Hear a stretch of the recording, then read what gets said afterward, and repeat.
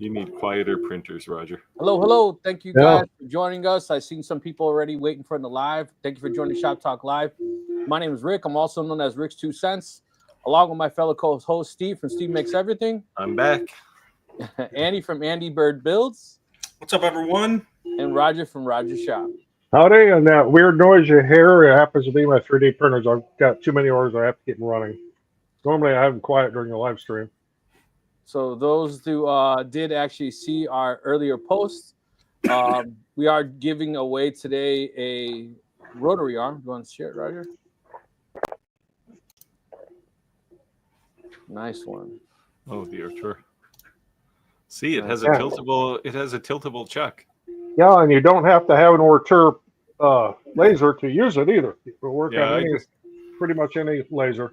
I just did the Acmer M4 rotary, which is, I love it. The one downside is you can't tilt the chuck. So I'm hoping for the M5 soon. But it's otherwise it's a great laser, and I actually ran it on my Omni 1 UV laser. Oh, nice. Hello from South Carolina. I used to live in Fayetteville, North Carolina. Yeah. South Carolina. Oh, that's North Carolina. Waverly, Iowa, not too far from here. Yeah. Clayton's in the building. Aloha from Hawaii, everyone. Hey, Smash that like button. Well, we'll let more people. We just started live, so we'll give it a little bit before we start to start taking the entries. We'll let people start joining in, so I don't have to say it over and over and over again. I'm gonna have to brighten up my camera. I see three I won't say white people, 3 light people, and one kind of murky person. My mom said when I came back from Mexico, she said, "It looks like you rubbed mud on your face." I said, "Nah, it's called a tan." Oh, I thought she was talking about that cheesy mustache. Oh yeah, like that. When I grow it in, it ends up looking like a Hitler mustache because I got a scar right here. So people always ask me, "Why do you trim that?" I'm like, I don't. It's a scar, man. Just leave me alone. Stop picking on me. What else we got coming in here? We got Iowa, New London, Iowa. Oh, Waterloo, Iowa. That's not all that far. About 90 minutes from here. Hey, Andy's got it. Andy's got his dog in the background. Yeah, look at that. I do. I have my dog in the background too. He's asleep back there. There's actually another one on the floor, but Jim and I'm in Oswego, so I'm not too far from you. Roger's printing blueberry muffins. That color is called fuchsia. Fuchsia. It's some custom little planners. Nice. For someone. Clay, I can bring up one thing that happened during the week here. A lot of my business is what they call B2B. It's, my business to their business, and it's a good way to go because you can mass produce. And I know it's not Steve's thing, but it works well for me. We lost a big client this week. A rather large shop that we supplied is closing because somebody decided to park their truck in the shop. without opening the doors, I assume. Yeah, without opening the doors. It actually wasn't even through the front, it was through the side. Ooh. So the building's going to have to come down, and she called me and told me about it, and I said, well, okay, are you going to relocate or anything? She says, no, we're just going to throw in the towel. She's getting older, so she's just going to retire, but that was a pretty good-sized client to lose. That sucks. When I used to own a detail shop, I felt like I struggled with all these little mom and pops, and then when I finally got to BMW, Mercedes, Land Rover, Range Rover, that's when all the dealerships started going belly up, right? A Dodge dealership went bankrupt, and I was like, when Dodge goes bankrupt, there's problems, And I was like, man, I was so upset. So I know how that is, Roger. It sucks. Yeah, for the record, Roger, I do a lot of B2B stuff too. Not B&B, but B2B. Yeah. Well, wrong channel. I just don't make a million coasters for anybody. I don't know. I think you do. Hey, what do you guys think of cork? It's good to put in the top of wine bottles. It's good to use when you're fishing for a bobber. There you go. And Yeah.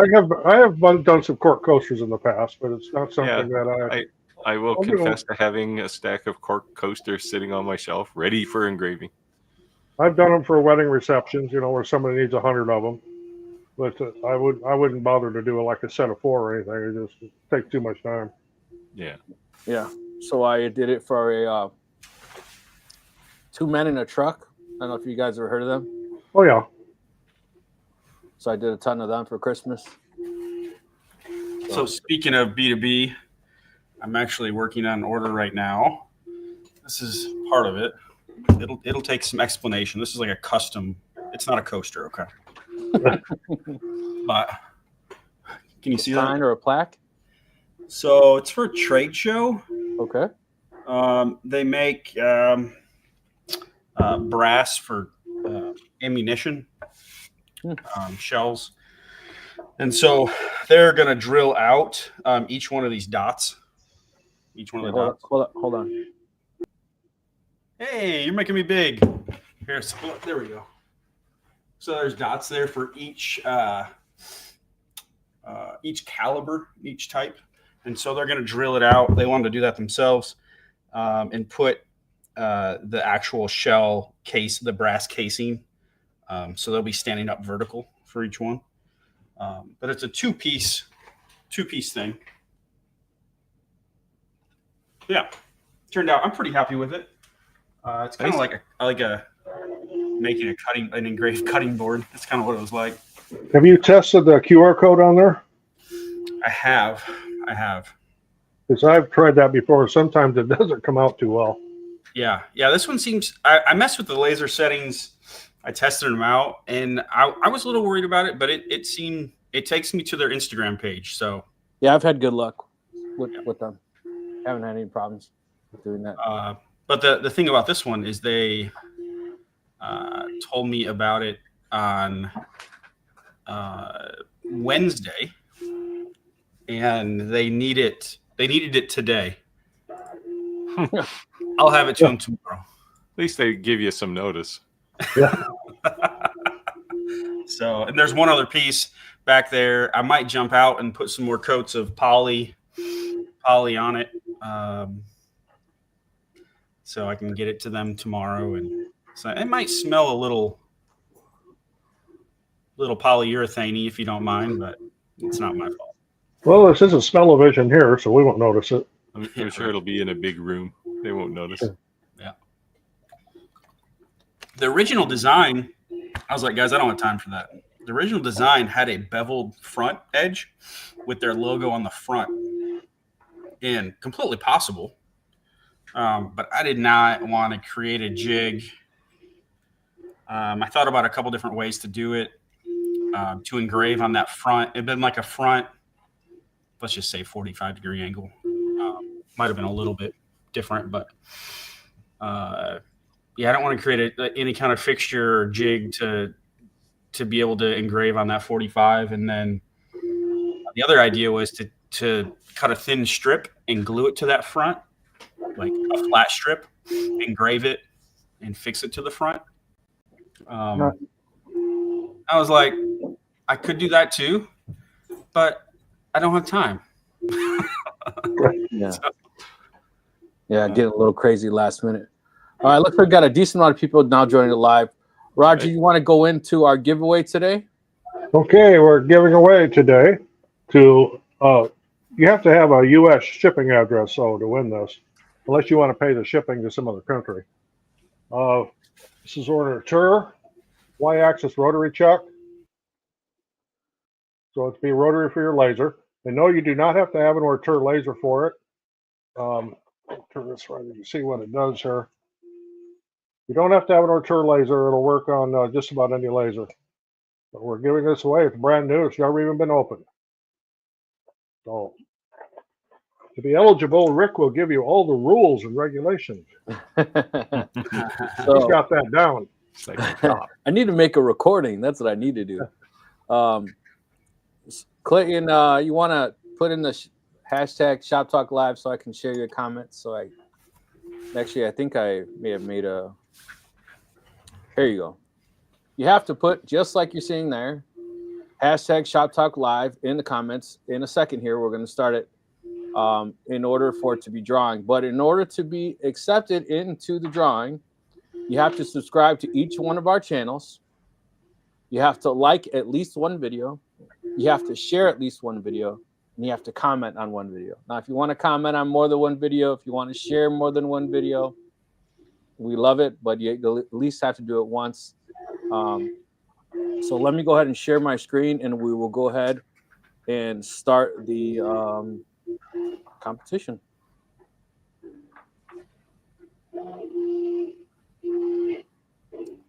All right, can you guys see my screen? Yep.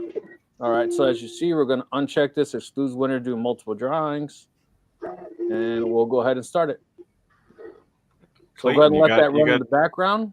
Clayton has two pound signs in front of his Shop Talk Live. You should only have one. Don't put the 2 pounds. It won't count you. Just put it just like it's showing in the comment there, Shop Talk Live. All right. Brandon did it perfectly. Giving a backup, a couple comments there to those of us that sell B2B, what our top items are. I think I saw that scroll by there a little bit ago. I'm looking for it.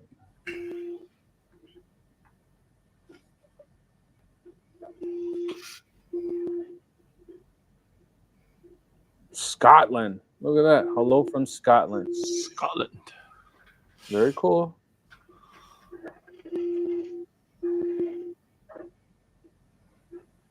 Oh, here you go. Three of you that do primary laser engraving, business to business, what would you say your top 5 projects that are selling today? Top 5. Well, my top one and the laser engraving side would be slate coasters in lots of 100, and it's primarily the high-end bars. The second one would be laser engraved tiles that tile setters use in bathrooms, in public bathrooms. Different designs on them, and there again, it's in large lots. Laser-wise, that's pretty much it on a large scale. We do other things B2B. We do sublimation on tumblers and that type of thing, but that's not laser engraved. Laser cutting, of course, I lost one of my clients, but do a lot of acrylic on the CO2 laser, and I do still have my contact for selling my clear plastic unicorns. Still be going with the unicorns. Nice. Nice. I do. I mean, mostly keychains. I've done a lot of watch bands, but I'll grudgingly admit I've done quite a few coasters too. But I try not to. Well, corporate is different, right? Because they're not going to try and nickel and dime you. They're going to say, "Hey, I want a whole bunch of these, and I don't care what I pay." Yeah. Perfect. Yeah. Yeah. Well, those are the best customers. Yeah. Like, I just need it. I don't care what it costs. Yeah. Andy, you want to share? I don't do. I mean, I have done. Currently, I just do custom one-off stuff. As far as for other businesses. So I can't speak to. It's just honest. Mine is just mostly custom stuff. Yeah. Yeah. Go ahead. No, just things that I find interesting and customers that, like this one that I just showed, they needed that in a week and they said, I don't care what it costs. Okay. Well, that's a big chunk of wood, man. Yeah. That's got some weight to it. And it's actually mahogany as well. So yeah, that's a big chunk of wood. I don't do a whole lot of business to business with the lasers. To be honest with you, my niche for business to business is graphic design and apparel, shirts, magnets, wraps, stickers, that kind of deal. Yeah. Websites. I help a lot of starter companies. So I did, like I said, I did a 2 men in a truck. I did some coasters for them. This is mine, but I'm just showing I did this for them. Coasters for them. They wanted them done for Christmas. So that was cool. But that was the first time I did that's how the coaster thing started. But as Roger was saying, I told you, Rick, they would sell because I had this big giant box of slate coasters. and they sold out in 6 days. So I ordered Oh, 500 more, but I won't get them till like February 27th. You get them from through Banggood or Alibaba. Alibaba? Yeah. Yeah. I mean, So- at Amazon, they're like $1 close, 25, 55 cents. I don't know. Alibaba, they're like next to nothing, right? Yeah, they are definitely cheaper if you buy a pallet load of them. yeah. They're like next to nothing. Yeah. You know? To follow up to Jim's question, how I think people will probably be wondering how are businesses finding you? Are you reaching out to them? Or are they coming to you? I usually get contacted by them. A lot of our business is word of mouth. I don't really advertise because I'm busier than hell as it is. But if the project is lucrative, I will definitely take it on. Yeah, I don't advertise either. It just people just seem to find me. And, you know, it's sometimes I don't do every job that comes my way, but usually it's not an issue finding things to do. So.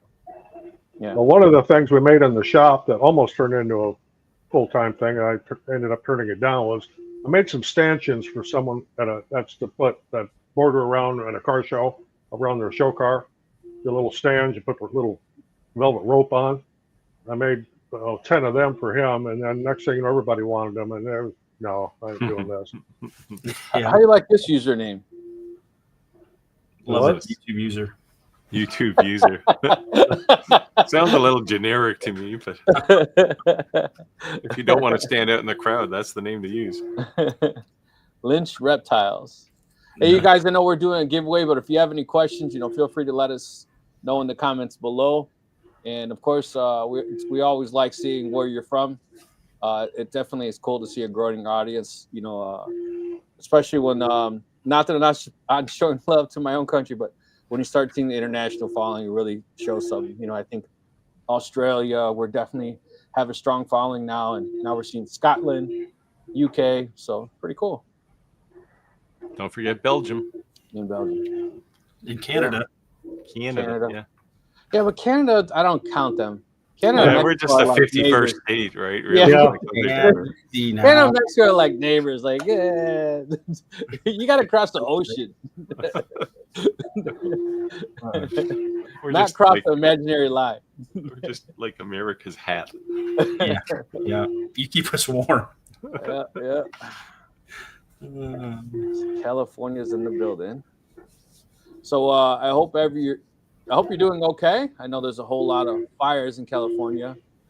Yeah, that's insane. Crazy. I don't wish bad on anyone or anything like that, but it's like I don't feel sorry for anyone who that's their 7th home and they're watching their house burn down on the news and like, let's do a fundraiser. For what? I feel bad for that's your home. You know what I mean? That's where your family lives. That's not your 7th home. Well, that's all I'm saying. Thanks, mostly word of mouth. How long have you guys been doing it? Laser-wise, since 2019. Oh, for me, off and on, full-time, part-time for years, many years. Laser-wise, 3 years for me. I got my first laser in 2019 as well. Was it that $50 one you bought on Amazon? No. 99. Get it right. I told you this before. It's actually a Glowforge. That was my first laser. Oh, yeah. I'm not impressed with Glowforges. Hey, when you don't know any better. Yeah, well, I mean, it's a good starter laser. It's overpriced. Well, of course. For what you get. But I will say, I've never used it for someone that doesn't, my 80-year-old grandmother could use a Glowforge. They definitely did a good marketing scheme. It was like the home shopping network of type advertisement, like we're on TV. Yeah, I still have it as well. I haven't used it in about 4 years. Should plug it in and see if it still works. I should. It's the one that I don't know if I ever told the story, but real quick, my wife caught it on fire. And this was in our house, and we were using this masking. I forgot what the brand name. It was off Amazon, but we were masking something, and that masking ended up catching on fire. Paul said from France, only one night tonight. Hey, Paul, yeah, because Paul's usually from Belgium, I think. Yeah. He flew in his private Learjet to France.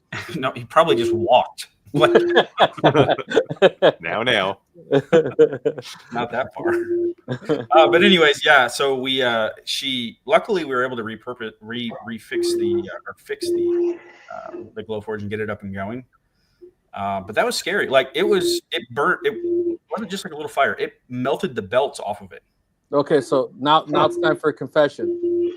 Yeah. Did you leave it running and walk away? Well, this wasn't me. My Okay, wife. but did your wife leave it running and just walk away? Yep. Something caught on fire? Just in the other room, and she wasn't sitting there. She walked out of the room.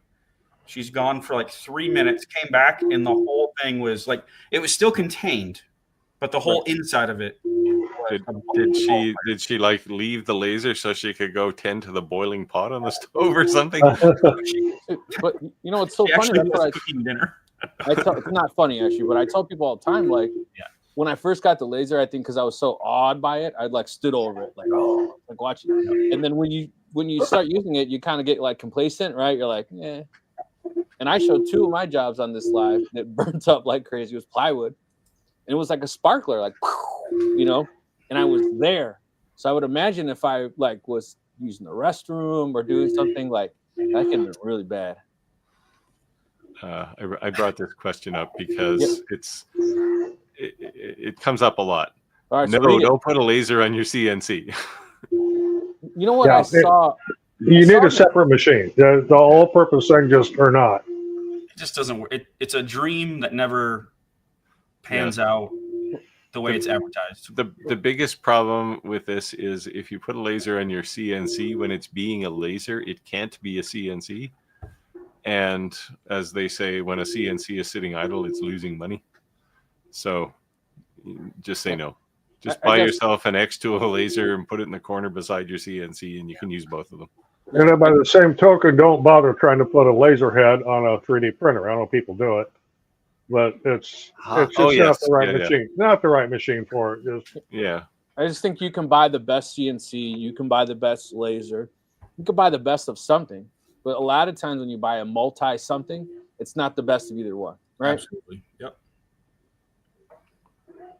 And not even just picking brand, just speaking in general. There you go. Paul said, I'm not using the Glowforce when I'm over. Oh, it's repaired. And I will say, personal experience, Glowforge did take care of us. They sent us out the parts for free. Nice. To get it. I put them back on, but yeah. So were you known then, or you were nobody then? No, I was nobody. Yep. I just contacted them through like customer support, and they said they asked me to send pictures, and they said, "Oh man, I'm glad everything's all right. Here's the parts you need to get it back up and running." And they just sent them to me. So outstanding. Yeah. So guys, if you guys want to copy and paste Shop Talk Live over and over and over again, we don't get upset at all. Have at it, and just being completely honest, it does help the algorithm. So have at it. And we still are paying attention to the comments. So don't think I actually wonder if it does help the algorithm. The AI in YouTube's algorithm is getting pretty smart, and it probably says, "Oh, that's all the same comment. I'll just delete them all." Yeah. And if you're just joined and you don't know what we're giving away this Ortur rotary right here that you can use on any laser. Doesn't have to be an Ortur. And it's the jaws with all the little extra attachments and little doodads that you can lose. So you need to get a container to put everything in. This is brand new unopened. All you have to do is, if you win, be in the United States, you get free shipping to it. If you win and you're elsewhere, you're going to have to pay for the shipping. Or VAT or whatever, depending on where you're at. I gotta send you guys a globe, just so you know there's other countries in the world. New to fiber lasers. So you got to read the comments, Steve. So new to fiber laser, can you do a full wrap on a 40-ounce tumbler with a 60-watt fiber laser using a 300 by 300 lens and the use of a rotary with how the diameter change? it's a taper basically is the issue here. So there's two things you can do here. So, well, probably three things, I guess. So the size of the laser doesn't matter. Like the 60 watt, you could do this with a 20 watt fiber laser. The lens doesn't matter. You could do this with a 75 millimeter lens. With the rotary, there's two things you can do with the rotary. You can either use the taper. There's a taper tool in Lightburn that you can use to compensate for this, or you could go old school and just hoist up one end of the rotary until it's level, and that would solve your problem. But use the cheap cup as you're doing the trial and error. Don't go get your $20 stainless steel cup and ruin it. Yeah, they should make all those Stanley cups that they recalled available for people to laser engrave just for practice. Yeah, like 3 million of them just sitting there now, right? I didn't see that. They recalled a bunch of them? Yeah, 3.5 million or something because they were blowing up. It's What? Yeah, it's just like you look at the video of the things and they're just like a guy pours hot water in the thing and just kaboom, like the thing just. Wow. So that might make it exciting then when you got it on a laser. Well, yeah, I don't know what's going on there, but they recalled all of them, and so now you're back to Yetis. Daniel said for A1 Mini, PLA, PTG, PTU, or PVA. For all of them. Although TPU, by God, make sure your TPU is dry. That stuff will blister terrible if it's got moisture in it. Yeah, and you're going to have to be careful how you load it because it's being a flexible product that is very flexible going in, and it tends to want to kink and do weird things. You have to keep an eye on it. My first choice for if you're just starting out would be the PLA. Then you can move to the PET G once you're get a little bit under your belt with the PLA, because you're going to have to use higher temperatures in your hot end and your bed both. Yeah. So Roger, you're saying that you would suggest a different, being a noob. What's the reason why you would suggest that? Is there a big cost factor in savings because you're learning, or is it just the ease of use? Or PLA is a lot easier to use than any of the others. That's where pretty much everybody starts out because it's so easy to use. Yeah. You get in. The other thing you might deal with TPU is a bed adhesion, because that can be a dickens sometimes. Don't be afraid to use a glue stick on TPU. I usually find TPU sticks too well. Well, on a PEI plate, it probably would stick real well, but on a glass pad, you'll have a hard time. Yeah, I almost, if I'm printing TPU, I don't generally heat the bed because it just basically glues it to the bed. What are some? So I've used 95% PLA in my 3D printing experience, with the other 5% being PETG. What are the use cases for TPU and some of the other ones? Like where or what are you using them for? Okay, I'm going to show you something I made out of TPU. Okay. So some people are going to freak out because of what I'm going to show you here, but it's bad for you. This is what's called a vape mod. This is glass up here. It's Pyrex glass. If this falls over or drops on the ground, this shatters. This guard here is made out of red TPU. And you need that flexibility so that you can pop it on over the top of the glass. And yes, I vape. I don't smoke, but I vape. So, and I know it's bad for you, but I do it anyway. I also run with scissors. So what I'll tell you what I have made with TPU in the past. I used to have a golf simulator in my workshop. Actually, you never saw it on camera, but it was there. I used to make golf tees. Oh, nice. Just like a little platform that I could stick the golf ball on. Yeah. Yes, sadly, I needed the space in my workshop, so my golf simulator is no more. Oh, that's sad. It's actually still on the ceiling. I should take it down and sell it at some point. Andy, do you care to share my sarcastic comment told you about freak out? What about it? Why I said that to you? Oh, the reel that we created this week. Yes. Yeah. So if I don't know if I've shared it here or not, but I hired my first employee, full-time employee, in-house, and so it's actually my brother-in-law, but he is mainly helping with YouTube production, and so that was actually the first one that we made. It's cool. Yeah, it's different than the last 5 years of Andy Bird Builds videos, but that's because it wasn't just me. But It's a short. Yeah, I was laughing. I I'll watched the have whole to go thing. watch it. you have to check it out. It's it was good. No, it was good. Yeah, I would love to have an editor for my stuff. It just You takes need so to get one. long. I don't know Well, about you guys. but I've tried. I tried. I did one video with a guy Yeah. who said he was an editor, and it was okay, but it was. The problem is the way I shoot video. It's just not amenable to having. I can't just throw all this video in a pile and say go cut this. Because I don't generally shoot in any kind of chronological order, and it's really hard to put things together. So Yeah. I've had an editor now for a local editor that I know for 3 years. That's what I'd like. I'd like to have someone local. I get tons of emails asking me, and every time. Yeah, I mean, you can go to Fiverr and you can hire 1 million of them, but Right.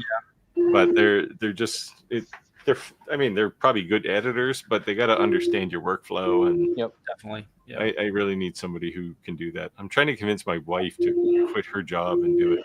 There you go. So I'd have to teach her how to use DaVinci, but Manuel said I got a new ASMR P4 roller last week. it's actually an M4, but yes. Okay, M4. I just finished my order of 6 tumblers. Pretty happy. Only wasted 2 tumblers to get the settings and design right. Yeah. Well, so the good news there is you have the settings now, so you shouldn't have to waste any more. Write it down.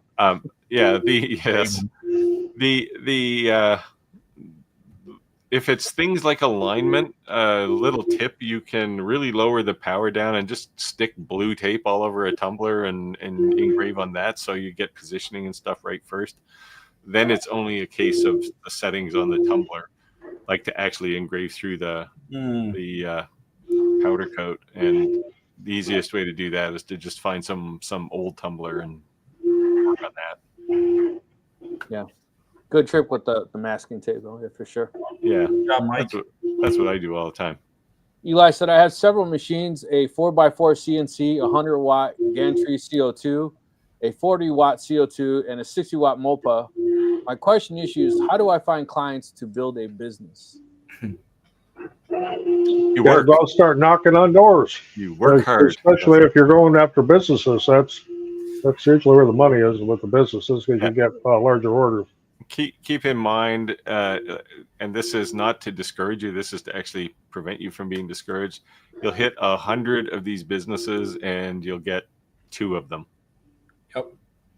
Yep. 2 to 5 if you're lucky. 5. And don't also get discouraged by the lighter fluid theory, meaning like all of a sudden you tend to get this and then a plateau, like the fire just keeps burning, and so you get excited about success and then you plateau. Yeah. Because you can keep going, because what happens is your circle starts to grow and your customers start bringing you customers, and sometimes you start plateauing, and then you got to go out that inner circle and continue to grow your circle larger. Otherwise you will have just a kind of a consistent type business or a plateaued business. Shameless plug, if you don't know what I'm about, is about this building a business, and I have a course called the CNC Side Hustle that you want a step-by-step chronological on how to go about it. You can check it out, the cncsidehustle.com. Are you still giving away that $99 laser if they finish? Just kidding. The drawing is it's like indefinite. I may never draw, so you can keep. He's in love with that $99 laser. I think I might. One day I still have it. I'm gonna pack it up and I'm gonna ship it to Rick's house. Just build a really thick frame and put some glass on it and put the thing on the wall. I should. You know, that might not be a bad idea. You know, To put it on the wall and just say, yeah, do you have a humble fiber laser? beginnings. You can engrave yourself a brass plaque for it. And No, I'm serious. I think that might not be a bad idea, Andy, because, you know, we always say that people see a success story. They see this, they don't see this. Yep. So the fact that they would see that little tiny crappy laser in the background, I'm like, you got to start somewhere. Yeah, I think I might do the video again. I mean, the video has over 1 million views. I still get messages. The link, or it's all sold shared it a out. couple The times. link's broken. It's not $99 anymore. I'm like, guys, that was 3 years ago. yeah, I get. It's sometimes a little frustrating when people will say, "Hey, I watched this video, and you know, there's something not right." It's like, okay, that was 3 years ago. Yeah. You know, we've all grown since then. Yes. So Valentine's is around the corner. Do you That's guys have any ideas that you're going to promote or try to sell? No, No, I'm not even doing anything for it. you always jump from one holiday to the next, man. You Yeah, I absolutely. I told you that, you know, those are impulse buys, right? yeah. Oh, I get it. Yeah. You know, so my niche is memorial, but every holiday I make something. So yeah, I won't. Not for Valentine's Day. Yeah, Rick, do you make something completely new? Like, so Valentine's Day last year, are you going to use any of the same ideas this year, or just start from scratch? So I kind of repurposed something. So when I was making those flower bed things, I don't know if you ever saw them, for the graves, they're really expensive. They end up being expensive. So I started making these, right? But then I took the same exact item and I made it a saying on there, you know, their anniversary, something, you know, something saying love is, a poem, a scripture, whatever they wanted. I basically had a flat rate and said, I don't really care what you want me to write, within reason. Yeah. Right? It's just script. And that did really, really well. Nice. So I'm gonna do that, and I've been doing the coasters now with these cork coasters. People have been sending me a ton of messages actually on Facebook. They were like, I didn't know you could laser engrave coasters. What? I mean, not coasters, cork coasters. Well, let me tell you. I'm like, and honestly, I wasn't doing anything that I thought was like inventing the wheel, so to speak. I thought that was like I was kind of late to the game, so to speak. You know? Yeah. But I guess apparently a lot of people do slate, but not a lot of people do cork. I did. I actually here. I'll show you what I did last week because I was. Here we go. So I made this. It's a. I'm not sure why the menu's sitting over here on the side, but here. No, that's not what I wanted. Anyway. Yeah, so it's acrylic. It's 3 layers of acrylic actually, and 2 different lasers to make this. The cutouts for acrylic, obviously, I used the Expo P2S, and the tree and the saying down below are engraved on there with a UV laser, so with a Commarker Omni one. This is I might look like I'm 20, but this is actually for my granddaughter. So That's cool. I was visiting her last week. So is it like the stand up, sit on your desk type deal? It's or actually got sitting on the wall?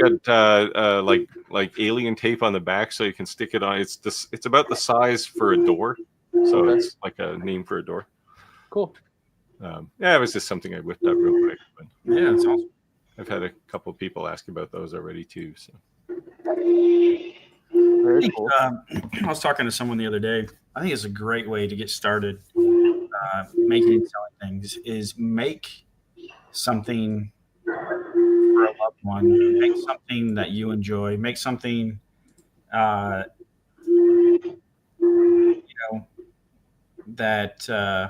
someone else will enjoy. Like, and don't charge them any money, but just make it and give it to them. Take a picture of it and share it. Like that, like starts the ball rolling, and people bring you ideas. and like, hey, could you do this? I saw you did this, and that's really how. Have you guys found like that to be true as well? Yeah, well, that's. I mean, I'm contractually obligated to love my granddaughter, so. Yeah. But you know, people, like I said, people have seen it and go, oh, you know, I'd like one of those, and they're actually really easy to make once you kind of get there's a couple of basic jigs to build, and after that it works really well. So the other thing is, I said I confessed. I made a confession that I go to IKEA, right, and I buy those cheap cutting boards, laser engrave them, and I make a killing with those cutting boards. You know, so you can save even more money. Just go to like a dollar store and buy them because they're like. Well, the only thing is the IKEA ones are actually pretty beefy. They don't look like a dollar store.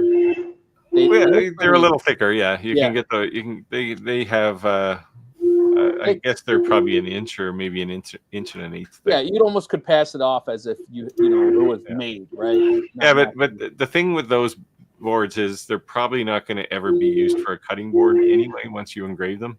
Right. So you know, you can pay $15 at IKEA for one, or you can pay $5 at the dollar store and engrave it, and the person who gets it gets the same benefit. Right. So, and if you have a social aunt or someone who knows a lot of people, or someone who's always posting on social media, and you gift that $8, $15 item to them, and they show it to the social media, that could definitely benefit you for sure. Oh, I thought I had this question up already, but so I think Chad is learning a hard lesson about diode lasers. Unless you're doing black acrylic, you're going to have a problem. Diode lasers don't work well with acrylic. And to this point, my next video is going to be which laser should I buy? Not which brand or what, but here's what I want to do. Which kind of laser should I buy? Because I find people like this, they buy a laser and then they're a bit disillusioned because they can't do what they want it to do. So, Chad, for the real benefit here, if you want to cut acrylic, you need a CO2 laser. Yeah. And if you're otherwise, you're going to be restricted to just pretty much just black. Yeah, you can cut black acrylic with a diode laser. And if you're looking for a CO2 laser, it won't break the bank. Like a Monport K40 is. Yeah. However, if you're going from a 20-watt laser to a CO2 laser, it might look like it's going to break the bank. It's quite a bit more money. Yeah. But just keep in mind when it comes to CO2, cheaper generally means smaller. Right? Yeah. Well, yes. Yeah, you can. I think you. Well, I think the K40s now, they've gone from 600 to 800 or something now. But they are not.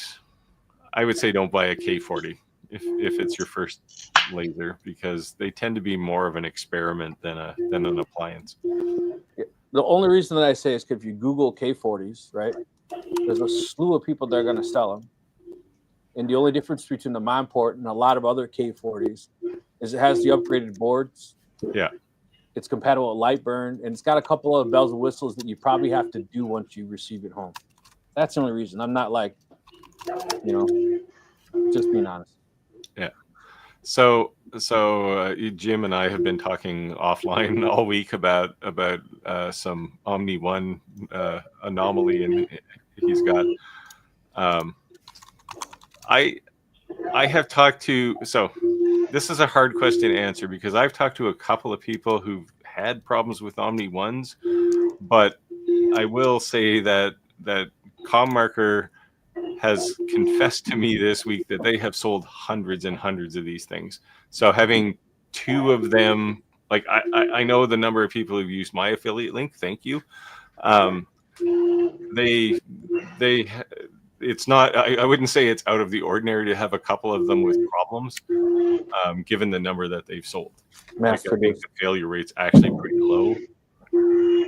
But I do know. So the other one I've been talking to, CommMarker's actually going to send him a new laser because it's just. I think he's got a bad controller on it. So this one, I don't know what the problem is with yours, Jim. It just seems like I just assumed maybe it was like the connectors. I mentioned the connectors, but who knows? Like the real problem, and not that I feel sorry for Commark or any laser company that makes fiber lasers, but I can sympathize because they don't actually make the laser itself. They put a box on an aftermarket on a third party laser. JPT or Coherent make all of these things. Yeah. In this case, I think the Omni one is a JPT module. Yeah, JTP or Rakis, right?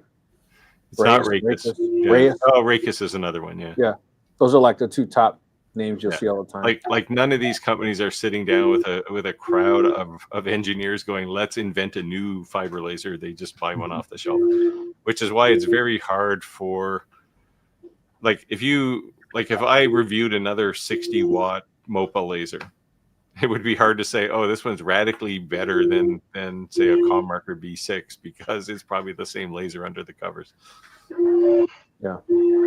Yeah, that's why I was laughing about this 30-watt one when I saw another brand in the video, and I was like, they didn't even take that sticker off. Yeah. Well, that's there's, I think there's kind of tiers of integration. Like some of them, they buy the actual module. So the B6, they buy, like if you open a B6, there's a red box in there and you know what that is. And then some companies actually just buy a pre-built laser and they stick their name on it. Yep. Or in this case, they didn't remove someone else's name. Yeah. Hey, Gord. Oh, that's my 3D printers in the background there. I have to have running and I got to get caught up. Yeah. Truth Any is, you're trying to contact any chance you can mute while you're not speaking, Roger? He's Yeah, I might be able to do that. It adds ambiance. Did you see that they are announcing what supposedly Area 51 is, as if no one knew what Area 51 is? No. The government publicly announced what Area 51 is. Like, we already knew. What is it? Exactly what we know it is. It's a parking lot for alien spaceships? They didn't say that. They said that they're using for top secret area, restricted area to test new planes. Well, that's where like they didn't say we're getting the technology from. The F-117 came out of there, right? And so did the B-2 and I mean the F-117, like nobody even realized it was there until the Iraq War, and then all of a sudden these things are flying all over the sky, right? And so the element of surprise still matters in I'll say war.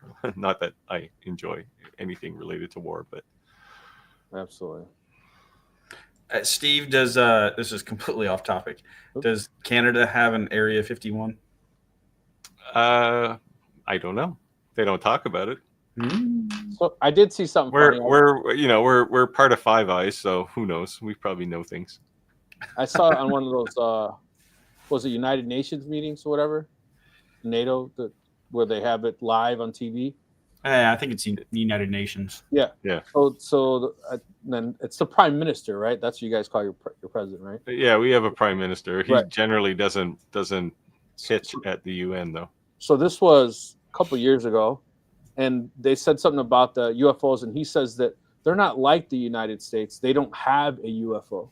And then the president of Mexico, not the woman, it was a couple years back, said that they can't deny the fact that there's UFOs, because nowadays everybody has a cell phone, and their Air Force chased UFOs through Mexico City, one of their biggest cities in Mexico, and the Air Force couldn't catch them. So they said, we tried. So we know that it's unidentified. They were probably stopping for tacos or something. Yeah. So interestingly, there was a very famous Mexico City. They flew all over. Back in the 50s, there was a very famous mysterious crash not far from where I live, actually, in a place called Ketch Harbor, and it was all hush hush, and military divers went down and pulled a bunch of things out, and nobody really knew what it was, and it all just vanished. So who knows? Maybe we have one. It's not in my yard, so I don't know. No, I think there's aliens for sure. Why would they come here? Mm-hmm. I don't know. Dave said for A1 Mini, best nozzle size. Well, I suggest you start with a 0.4.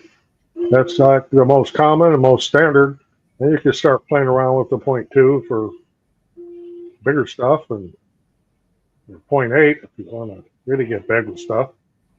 0.2 for finer lines. But yeah, 0.4 is that's pretty much the standard. I only ever use 0.4. Just I haven't experimented with anything else. like if you use like a 0.8, it's like you're just laying down a bunch of rope. Right? And It looks like somebody drew it with a Sharpie. Yeah, it looks terrible. Yeah, so we serve as a reality show to aliens. Yeah, maybe they're just watching. Yeah, it's like, look at these idiots. Because we use lasers, the aliens are watching us. Yeah, they're wondering why we're using such old technology. I'm sure. So I got a 0.2 and a 0.6, but haven't used them yet. Well, the 0.2 will give you a really, really fine finish, but it also will take you twice as long to print it. I think a better question is, what type of material do you use for your print nozzles? Right. And do you use like one of those crazy ruby ones, or I just use plain old brass? But well, I use hardened steel on mine, so I don't have to change them as often. Well, yeah, because you're using the bamboo. They have a good steel nozzle, but yeah, the Kitty has a steel nozzle too. And as I have to change nozzles on the Corellities, I'm putting steel nozzles in. Yeah, I think I do. Well, not on my Creality here, but on one of my other 3D printers, I have a steel nozzle. Just kind of forget about it because it just works forever. But yeah, if you really want to wear out a brass nozzle in a hurry, print some carbon fiber. Yeah, that's like printing with sandpaper. Yeah. So Steve got that fancy background in the background, so Roger had to get the fancy background behind him, the two lasers. Yeah, like, it's all virtual. 3D printers, I mean. It's all virtual in Roger's background. Those aren't real. This is real. Technology. That's cool. I moved my house to the edge of a cliff just for this video. Yeah, marble PLA could be a little bit hard on the nozzle too. Yeah. It has the wood look, the stuff that looks like wood. Yeah, I've used the wood stuff in the past. But John said he'd seen a videotape of a company making diamond tip nozzles. Yeah, it's so gimmicky though. It's like, do you really need a diamond tip nozzle? Like, I forget who was making the ruby ones. Like real rubies? Yeah. Well, the industrial, but right, but still, yeah, that's crazy. Yeah, little pink end on the bottom of a stainless steel nozzle. Glow in the dark is very abrasive. Huh. Yeah, I've printed with some glow in the dark. Of course, that was a long time ago. I did that. Actually, I made some 3D printed coasters. I thought you made rings. 3D printed coasters. Glow in the dark rings. Oh, just a minute, I got one here.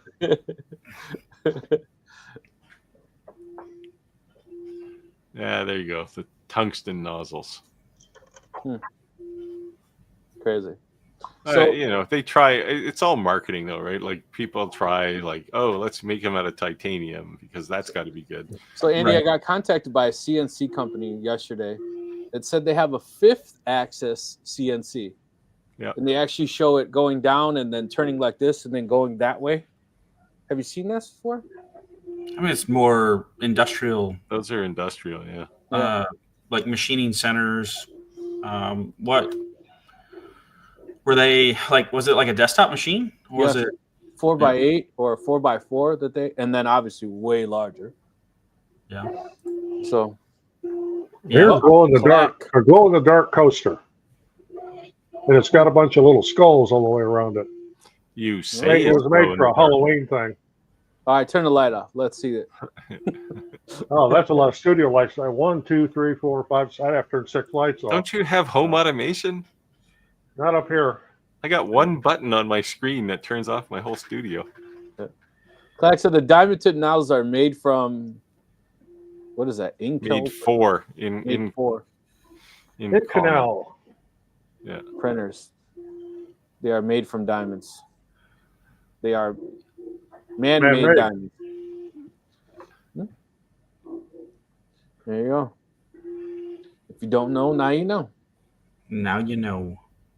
What are you drinking, Roger? Oh, gotta get a can of it out of the coaster or the koozie here. It's called Honker's Ale. If you're from the Midwest, around the Chicago area or in Illinois, you'll know what this is. Made by Goose Island Brewing in Chicago. It looks like a can of Campbell's soup. That doesn't taste that way. Roger's just hating because Canadian beer is like drinking shots of whiskey. Well, you know, if you're gonna drink beer, you might as well know you're drinking something, right? Yeah, oh my God, man, it's like what the hell? like getting drunk isn't supposed to be an all-day event. Man, that's crazy. The beer is definitely There are some beers here that are like wine. They're like 9-10%. Yeah, it's crazy. Clack said, "I have how do you say this again? Canal In Canal. suppressor for all my carabines. It's awesome to see a 3D printed Bang muffler." Well, you're gonna get into the silencers next. I did see YouTube already showing up saying 3D printed silencers. It's got to be like a one-time use thing. I didn't watch it. Which is a little disturbing in itself. But. Yeah. Well, then you start. I forget what there was a website that guy put every single gun you could imagine the files to download for a 3D printer for free, and they kept trying to get them taken down. They kept posting them up. They call them ghost guns. Oh yeah, yeah. They're actually a problem here. Yeah, ghost guns. Yeah, it's just we're one crazy event away from having 3D printers licensed, right? Like it's just insane. Yeah, but apparently these free downloadable files, they're like legit. Like they're not. Oh yeah. Yeah. There you go. It's a race to the bottom when you drink. So we do have a joke here in Canada, and I'll try not to be profane, but the joke is what do canoes and American beer have in common? What?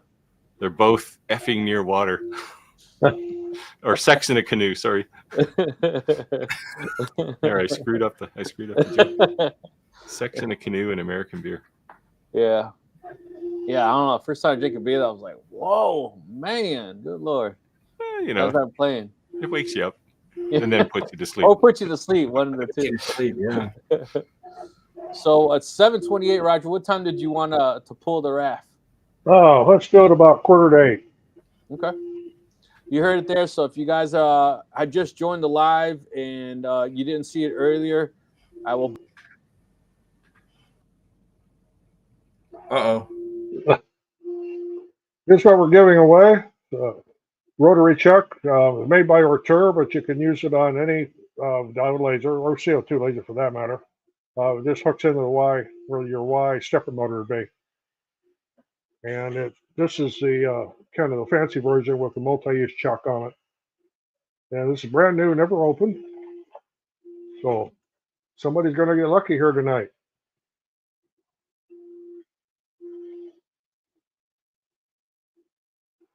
Is this what they call dead air time, where it's just me here? Everybody else is here. Rick removed us all. I don't like. Remove this so you can be bigger. Yeah, but you silenced us. I didn't silence you. Yes, you did. We were all offline except for Roger. Oh, you can still talk. We can still hear you. We just can't see you. Yeah, but so in order to get entered, you put hashtag Shop Talk Live in the comments, and there's an app running in the background that will pull it. And you have to subscribe to each one of our channels, and it's in the bottom there. Comment on at least one video, share at least one video. You can do more than one if you want, and that's how you get entered. So subscribe, share, comment. So I, on a completely different topic, since we're all YouTubers, I was going to ask if any of you have been keeping up with the whole honey debacle. I've heard of it. Yeah, It'd be interesting to hear, like, since everybody's streaming into the live stream here anyway on the comments, if people have the Honey plugin installed in their browsers. So, Roger, you want to give a little? So Honey is this supposed automatic discount finder for your browser. So if you're online shopping, anytime it finds a link that leads to a store, they will look, in theory, they'll look for coupons to say, hey, there's a coupon for this and we can give you a discount. But what they've been doing, and there's now a class action suit started, which is good. What they've been doing is they've been replacing links completely, even if there isn't a coupon. So think about all your affiliate links. If somebody with Honey in their browser goes to your page and clicks your affiliate link, you will not get credit for it. And oh yeah, I've read about that. Yeah, they figure YouTubers are losing, up to 15% of their affiliate revenue. And for people listening who aren't YouTubers, they might say, well, good on you, who cares? But that's a big chunk of where YouTubers' revenue comes from, right? And I actually dove into the technology here to see how it works, and it's like, yeah, this is not good, because I didn't agree to let them modify my page, and that's what they're doing. And so, a couple interesting things. One, the parent company of Honey is PayPal. It's PayPal. Whoa. Yeah, PayPal bought them a while ago. And the other thing is that I believe the class action lawsuit was filed by YouTubers. Yes. Yeah.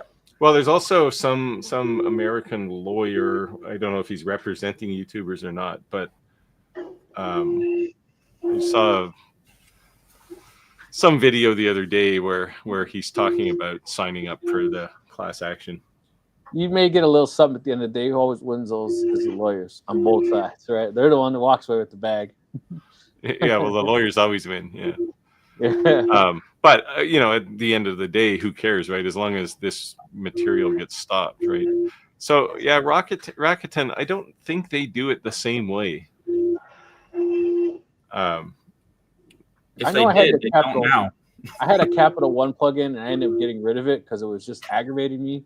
Yeah, it kept popping up with I'm like, forget this Capital One. So the real problem with Honey, like it's a problem for people who have it installed too, because they're professing to find you discounts, but what's happened is companies are signing up with Honey saying use my coupon, and we'll cut you a bit of a deal. So Honey's actually dealing those coupons to end users, and they aren't the best deals. That's crazy. So people who aren't paying Honey protection money, you're basically losing out if you're trying to sell something to an end user too. So this is like, it's a big breakdown in the whole understanding of consumerism, right? Like there's a buyer and a seller, and they build a relationship, and what's happened is Honey is jumping into the middle of that and creating a chasm, and they're basically profiting from that. So I would ask anyone who has Honey installed, delete it out of your browser, because it's not good for anybody. Hey Herb, how's it going, brother? Anyway, that's my soapbox for tonight, hopefully. Yeah. It's just crazy, man. All this technology, all these things, sometimes, you would hope people are honest, but I mean, for me, I make a reasonable amount of money on affiliate marketing, but it all gets plowed back into my channel. But when you look at people like Marquez Brownlee, or these guys that are like, have hundreds of millions or millions at least of subscribers, they're losing a lot of money. Probably millions. Oh, easily. Yep. And it's not that I want to lose 10%, but 10% of my income on YouTube is a lot less than one of those guys, right? And I don't have a staff. I don't have a 20,000 square foot studio like Marquez does, or it's just say yet. So yeah, it's just crazy. It's just driven by greed, right? And it's just crazy. Yeah, and I think it's like things like this to YouTubers. I guess stand up for themselves, and it's interesting because everybody just thinks there's a giant misunderstanding from the consumers of YouTube of what like a creator actually does, right? And like what is involved. And by no means is it's like, well, look at us, but especially when you look at these like these even us, it's like producing a TV show. Yeah, we may be doing it on our own, but what goes into like especially these big creators, like their staffs are just like producing your favorite TV show, and that's what goes into creating these videos. A lot of money, a lot of time to produce this content, and there's a disconnect where people understand that to like professional. I guess you watch something on TV, but that's not translated or understood on the YouTube when it comes to YouTube. Clack said, "Y'all make money." Hey, Clack just jumped on the StreamYard bandwagon with us. So even a small production like ours, I mean, it's over $1,000 a year. Yeah, I do. What we do. I do get a kick out of people. Somebody made a comment when in the ComMarker B6 video I did, because hey, it's a $5,000 laser, and somebody made a comment about getting it for free, and all I'll say is, it is hardly free. It's so that video took me probably 20 hours to make. And in 20 hours of working in my shop, I can make a heck of a lot more than $5,000. So it's, I'd like to think it's a labor of love to bring technology to people, but yeah, it's not free. Zach said all they need to do is replace like 1 in 100 links into that TOS, and they're doing this as the price of business support their company, and most would probably be fine with it. Yeah. Still the thing, I mean, this is true. Like I would be finer with it if they were only breaking 1 of 100 of my links, but they're changing the links even if the customer isn't using their service. Yeah. And they're basically the last person in line, so they have their hand out to the seller, like the actual company that is selling the thing, saying we sold it. And you're 20 hours of working to do a video are basically for naught at that point, right? Yeah. I know it sounds a bit like YouTubers whining, but this is where I do this full time, right? So yeah, me too. And now I'm paying someone's salary. Yes. Is banking on me, to do that. And I think this idea that something is free, there's nothing that is free. It doesn't exist. Yeah. I don't care what it is. There is nothing free. Unless your grandmother left you an inheritance. Maybe that's the closest thing I can think of. But yeah, and deal. I mean, Clack is on too. He can comment, but people like companies who say, "Oh, can you do a review?" They're not happy with just a review now, right? They got to do like, "Are you doing 5 projects with my laser or whatever?" And it's like, what do you want me to say? I'll use it when it's appropriate. I'm not going to just do a project just because I'm using your laser. So Clack says 259 days to his retirement. It's funny. Yesterday, I sent my wife a screenshot of my 401k, and it said 15 years left to retirement. 15 years? Yes. Holy cow. Oh, man. Oh, man. I took early retirement, so, Yeah. When you look at your job and you look at your bank account and you look at your boss and you go, that's it, I've had enough of this crap. Yeah. Easier said than done. But my soapbox for the night is companies. Don't worry if you are a company watching this, I love you. No hard feelings. But My soapbox is free machines do not pay my bills. Yeah. And when someone is trying to like make a living, someone just said, I don't understand. Zentero said, I don't understand when people get upset by YouTubers trying to make a living. So when you offer me a free machine, one, you are highly leveraged in that because you don't have you obviously there's a markup. So let's say you have a $5,000 machine retail value that you're giving me. That's costing you, I don't know, 1,200. Well, it depends where it comes from, but Yeah. depends where it comes from. It could be easily 50% of that. Yeah. Yes. Yes, $2,000. So, which is generous, but at the end of the day, that's why I stopped. 2 years ago, I stopped.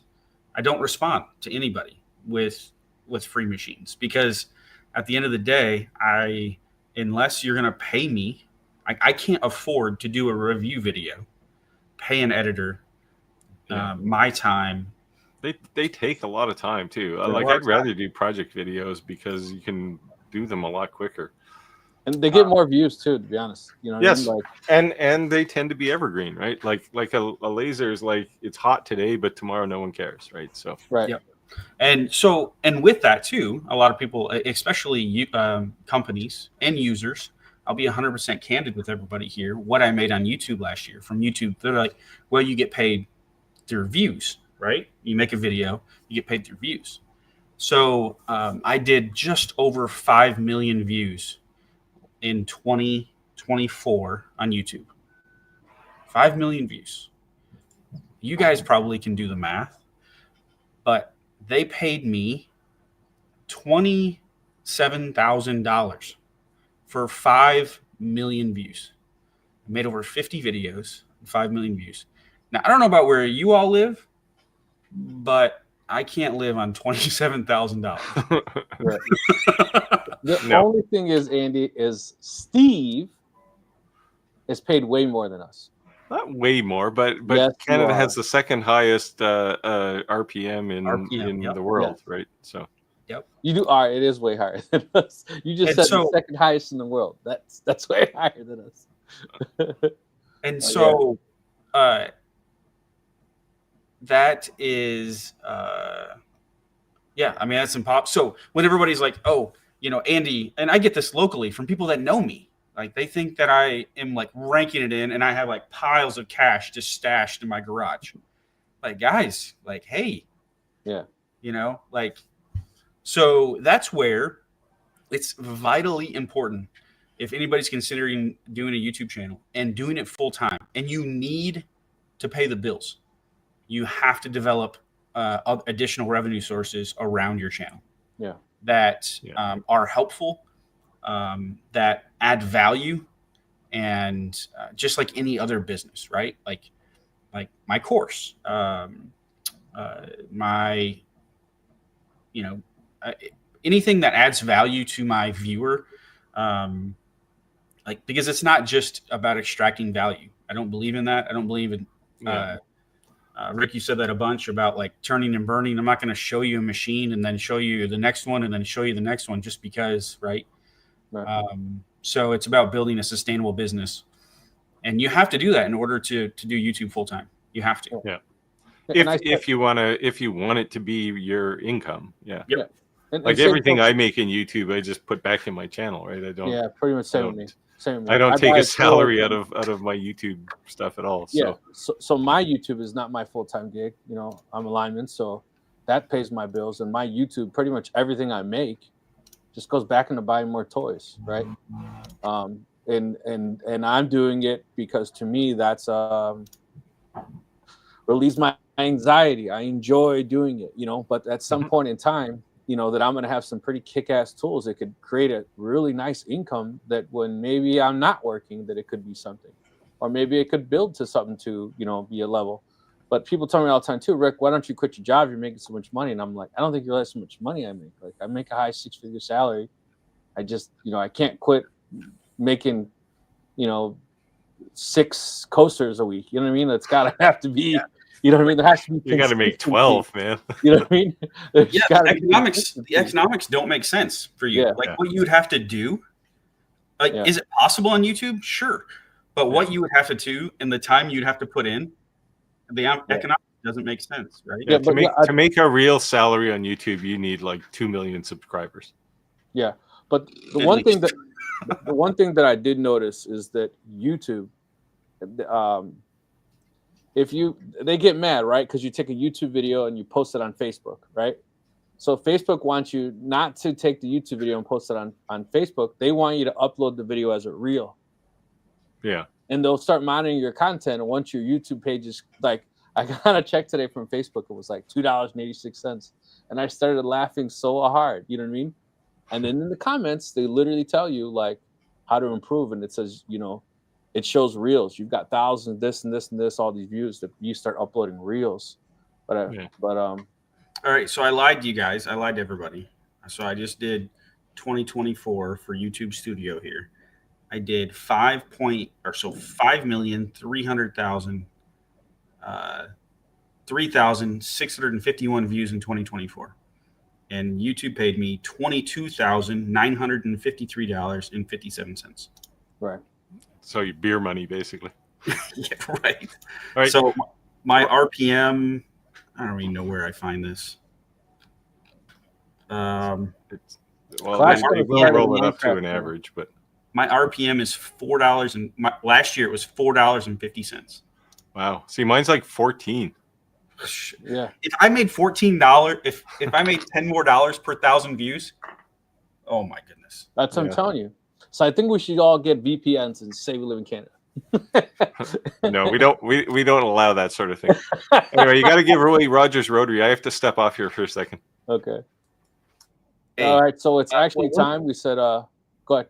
one thing real quick. Yeah. We need to make Canada the 51st state. It would solve our RPM problems. All right. Let me go ahead and share my screen really quick here. Jokes. Giving this away here, so Rick's going to pull the screen up, and we'll find out who the lucky person is. You guys see my screen? Yep. Yep. All right. Draw.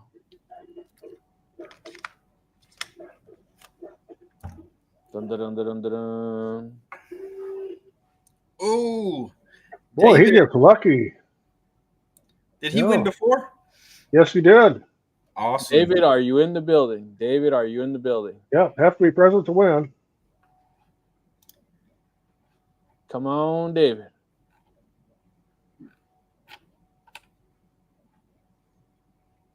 Just goes to show, guys, like, look, David has won multiple winnings. Being a loyal subscriber can pay off. Come on, David. Please say you're in here.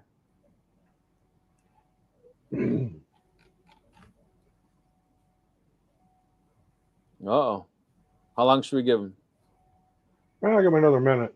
Where's David at? All right, another minute. 7:48. We'll give him a minute. Come on, David. Don't miss out on it.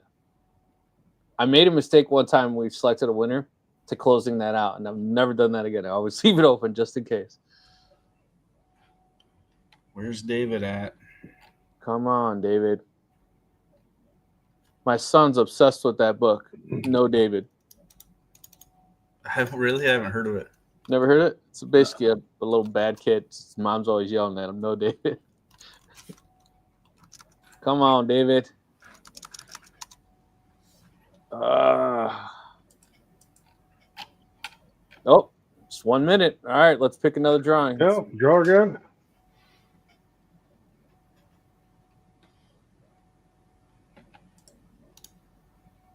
Oh, he said I'm here. Should I count it? Well, Yeah, I mean, you better. You didn't draw another name yet. Yeah. All right. Oh, Okay. got in. David, you got in the nick of time. We're gonna honor that. I guess it wasn't shown yet. There's a little bit of a lag, you know. All right, David. Let me go ahead and send you my email.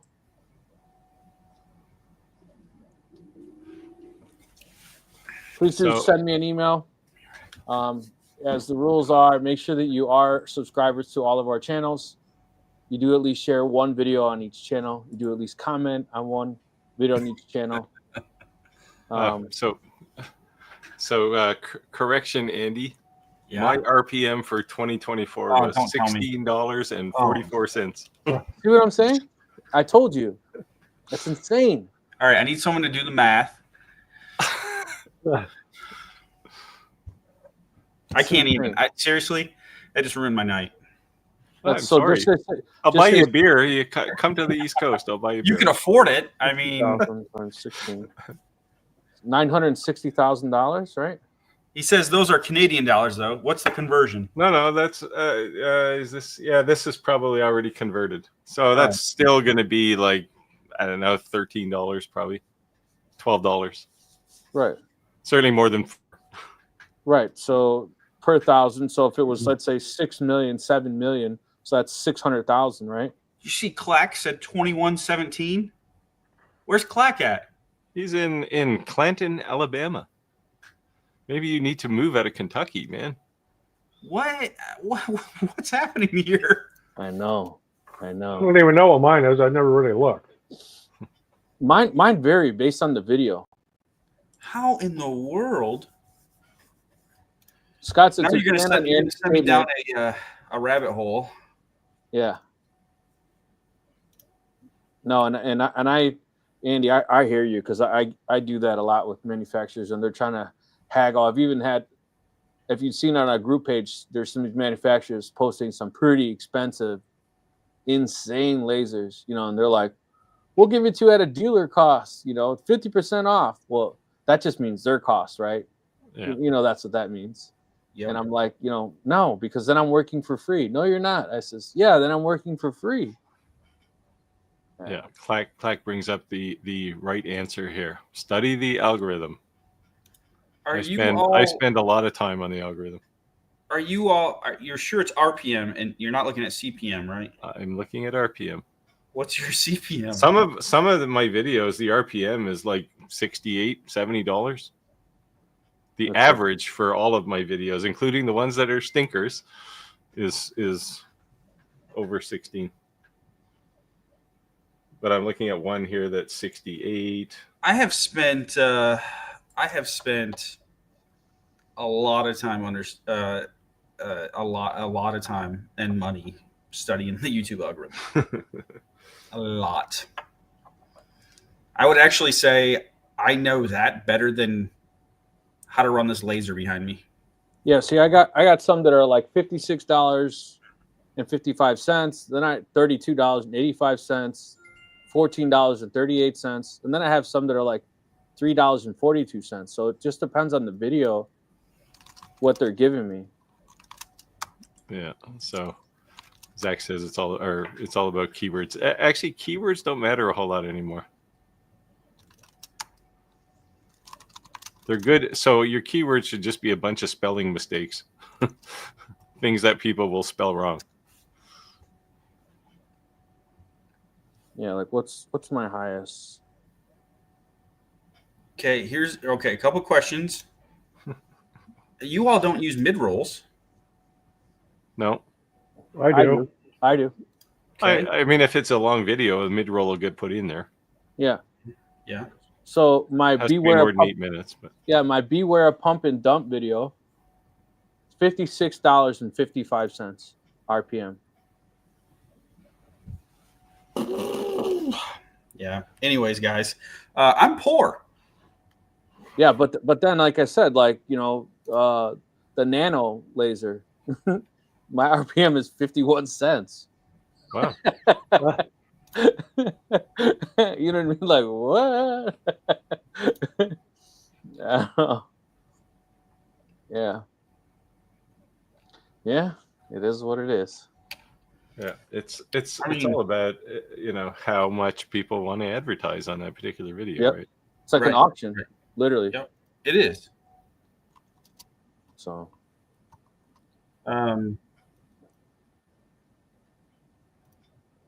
yeah, well, very excited for someone who did for David, who's winning the rotary arm. Definitely like to see what you make with it. That's cool. And Roger, thank you for gifting that to our subscribers. No problem. We'll come up with a few other things here in the future to give away. Yeah. Yeah, I don't think they pay Clack more because he's got a drone video. It is a nice video though. The weird thing is like he's in Alabama, so like geographically, he's next door. He's next door. You got to say Alabama. Like Forrest Gump. Let's do it, Clack. We should have a business meeting. Now, where I live, I can't fly a drone, not even at 6 feet off the ground. Because I'm within 2 miles of a airport. Yep. YouTube likes rednecks. It's probably like DEI stuff. Yeah. Let me check. Oh, jeez. Yeah, I've been spending a lot more time on the algorithm over the last few months. I got it, Dave. I'll just verify you met the requirements, which I'm sure you did since you're a loyal subscriber. There you go. YouTube likes rednecks. That sounds like a good T-shirt, Clack. You should get that. I'm pretty sure they don't. But anyways. He's threatening them with his the blue man power, you know. I think Andy's gonna cry. Jeez. Oh man. I mean, yeah, I don't know. I'm dumbfounded. So thank you, Glass, for all the giveaways. See, it depends. It depends when you spent all the money on your study of the algorithm, because the algorithm changes all the time. Right? They find more ways to screw YouTubers. I think it's been nonstop. Yeah, I did get invited to the YouTube boot camp thing there to you did? Talk to them. Yeah, so I said, sure, I'll go. Why not? Cool. Which one I just got declined. It's the thing that Rick was doing too, where they get you into a huddle and say, "Hey, what can we do to make YouTube better?" And the answer, I'm sure, is always pay me more. Yeah, no, and it pays pretty good. So yeah, I mean, it's if I was doing YouTube for money, I wouldn't do it. But when they do the one-on-ones that are like 2 hours long, an hour long, they're a decent amount of money. When they're ones that are like 10 minutes. Like they just sent one out today, and they said I wasn't qualified, which I was like, "What were you trying to do?" Because the pre-qualification questions were, "What race are you?" And I put I'm Hispanic and Native American. The terms, right? Am I going by they, he, whatever? And I just put him, he, or whatever. And then am I gay or straight? And I put I'm straight. And it said I wasn't qualified, and I was like, okay. Bet you regret that orientation now, don't you? I was like, I don't know. Clack went to CES and Ventari. I was going to go, and Extil invited me to go too, but as it happened, I had to go deal with my parents over the last week, so I couldn't have gone. So it was too bad. Maybe next year. One thing I was mad is I didn't make it to that Lightburn show. I really wanted to go, especially because it was like 20 minutes with Roger and I. Yeah, I got stupid sick and I just couldn't go. COVID and all that was going around in my house, so it sucked. But I heard it wasn't all that great anyways. I heard it was like more like a sales pitch. Yeah, it's not really the right thing to have a conference about. Yeah. I just thought it'd be cool networking, you know what I mean? Meet people. But oh well. Yeah, I'd like to go to Workbench Con. Vegas. I don't know, man. Us all in Vegas, we might get in trouble. Well, I could get arrested for being a foreigner, but What's that movie? Ocean's 11? No.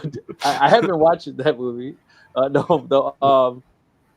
it's the four guys go to Vegas and they could do all kinds of crazy stuff. The Hall Pass or something like that. I forget what's called. No, the guy's getting married. What is it? Yes. Oh, yeah. Oh, they made a sequel of that too. Yes. Several, yeah. Yeah. That'd be us. Why did you go live? We can't talk about it. We formed bonds. The Hangover. There it is. The Yes. Hangover. Yeah. Yeah. Yeah. A whole Well, I saw- bunch of people smarter than we are now posting it in the chat. So one Yeah. comment there about he and his wife have their business meetings in the hot tub. My wife and I do that too in the summertime. You know, yeah, you can probably find a way to write that off. It'd be kind of a gray area. Although when I go to Mexico, and other I'm doing live streams from there, that's a business expense. There you go. Oh, I agree. Yep, and it's legitimate too. The accountant even says, yeah, business expense. You're making videos down there. Yeah. There you go.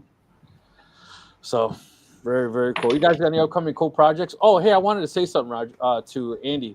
I kind of said on Facebook that I was, in the market to looking for the CNC, and I think I said it last week, but I just want to say it again that people made assumptions immediately, like, oh, so you're kind of going to go hard on the CD because CNC now with Andy kind of in your corner, huh? Is he going to teach you the business? He's going to give you the course for free? And I said no. And they said, well, he wouldn't give it to you free. I said, I didn't even ask. And they said, well, why wouldn't you ask him? I said, because that's how he makes a living. Like, you know what I mean? Like, when you want to support someone for a business, you shouldn't ask them for a discount. To me, at all. Like when a plumbing company, a buddy of mine comes, and I say, hey, I need help with this, or somebody comes, I don't ask them for a discount. Now it's different if you're in a financial bind, right? Your car breaks down and you can't afford to get it fixed, and you say, hey, can you give me some kind of discount? But to ask something for free or do something, I don't know. But I'm all about bartering now because I know most of my friends are in the trades. So it's different to say like, hey, can you help me with my garage door and I'll go over and put 220 in your garage? Or can you help me with this? Or can you weld this for me and I'll do this for you? I'm good with that. You know what I mean? I'm guessing with my RPM, Andy's not going to give me a free course. No. I'm not going to send you a bill. You all, hey, I'm bored. If I did 5.3 million views with your RPM, shoot. Yeah, I had it was around a little less than 2 million. So I'm telling you, $690,000. I really want to cuss right now. $690,000. Well, I'd invite you to Canada, but we're making it harder for you to come up here. So once it becomes a state, though, we can just go right over the border. Yeah, when it's 51st state, you're gonna know the feeling that I have. Then you'll see. Then I'll be poor too. Yeah, and the other thing too is like you wonder what YouTube. Clack says, I have over 100K subs. So, what is that a factor?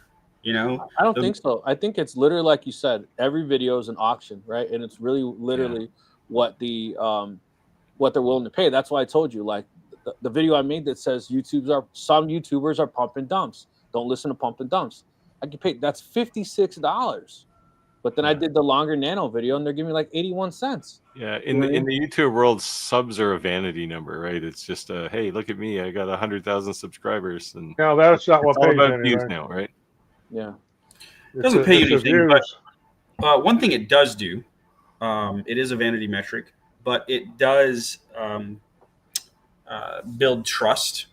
Yes, it does build trust. But the only thing that it can hurt you on is that when you post a video, if your own subscribers or subs that don't watch your videos, or you don't have a longer, what do they call it? Need a retention rate too. When your retention rate is low on your own subscribers, then they tend not to promote you as much. Mm-hmm. So, like for instance, some of my videos, it'll say like 80% of the views are from non-subscribers. I don't have 2 million subscribers. But if I had 2 million subscribers and 80% of my views were not my subscribers, and my subscribers were, growing like crazy, then they would assume it's not good content. Yeah. Clack points out they're returning viewers. Like when I put a video up, sometimes it's half of the people who subscribe to my channel watch it, right? Returning viewers. It's hit or miss, though. Sometimes it takes a while, but sometimes it takes 6 months for them all to catch up. But but it's getting better recently. Like I see more returning viewers. So, Steve, I know the same company reached out to you that reached out to me that wanted us to take this YouTuber course promotion thing. Yeah. I don't pay much attention to those. Yeah, I don't know. I was debating it. I was thinking I was going to try it for a month and see what happens. Yeah, You know?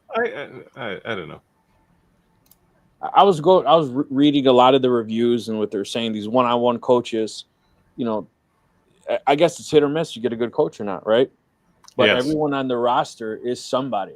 Like, you go to their names, they are YouTubers. Yeah. You know. Yeah. So, I think I might try it for a month and see what happens. All of a sudden, you see me, you know, my views go crazy up or something. Then whatever. Yeah, I'll let you spend your $100 and then you can tell me how. Yeah, I thought it was 100 or 125, right? Something like that. Yeah, something like that. Yeah. You know, and sometimes you can put a video up that has really nothing to do with your channel. It's just kind of off the wall topic. I did one not too long ago here on the luggage tag scam, and I just looked here, it's got 48,000 views already, and the retention rate on it is 86%. Right. So you know that one's going to pay a little bit. Plus, I have an affiliate link in there, and I know that a lot of people hit that because the Amazon link to those tags, they sold out. Yeah, the interesting thing is, like, obviously, being a YouTuber for 5 years, like, I know click rate, I know retention, I know watch time, I know returning viewers, like, I know, like, all this stuff. And to do that many views in a year, obviously you are, and my retention rates are, I bet if we compared, they're very similar. And returning viewers, Steve, the way you described it, it's very similar to mine. And I think it has more to do. So one thing that I think it has to do with is demographics, viewer demographics. Yeah. You know, age. You know, there's a lot of different demographics, right, that people are trying to get in front of. Yeah. But the interesting thing is, like, Steve, throw you out of it. You're in a different country, whatever. But like Clack, for example, no offense, Steve. No offense to my Canadian friends. The interesting thing is being geographically similar, right? I'm in Kentucky. He's in Alabama. And having a 3 or 4x difference in RPM with similar content, similar niche, right? He has Shapeoko content, you know, items that sell content, very similar. And to have a 4x difference in RPM really has me baffled in what actually. So I'm gonna do a ton of research. I probably won't sleep tonight, but so Clack, before I don't sleep tonight, confirm that you're looking at RPM and not CPM, because my CPM on my CPM is looking right here. Clack, Andy just said, "Hold my beer." He's on his way. He's gonna drink in the garage tonight. He's gonna learn something tonight. Where's my CPM? I just saw it. Yeah, he wants your email. Videos. He's gonna send you a screenshot. My CPM was similar to your RPM. So yeah. Andy at andybirdbuilds.com. So yeah, it's just interesting. I thought I was normal. It says Clack gets away more because he has cats running around and he talks to them. Well, that's why I brought the dogs in tonight.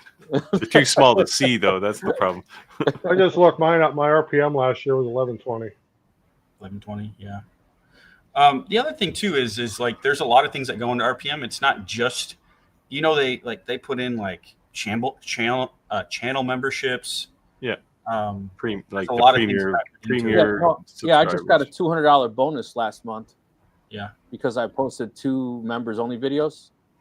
Yeah. So and then YouTube told me that if I start posting members only videos, that they will guarantee that they will start sending me people who will be willing to be a member. I said, okay. But that was part of that board thing I was on, or I'm still on. Yeah. So I got $200. Yeah. So my CPM is $20.37. So that's how much advertisers are paying. Right. And then RPM is what you get paid. And RPM is what I'm getting paid. So why am I getting paid 25%? Was it something you said? Right. Right? But what I'm saying is, so if you look and you're not looking at, if you look at the list where it shows all your videos, you know what I'm talking about? Yeah, I'm looking at like the average for the whole year. Right. So click on manage videos, right? And then it's going to show you, then click on analytics. And then at the bottom where it shows your top content for this period, right? Yes. So if you click on show more,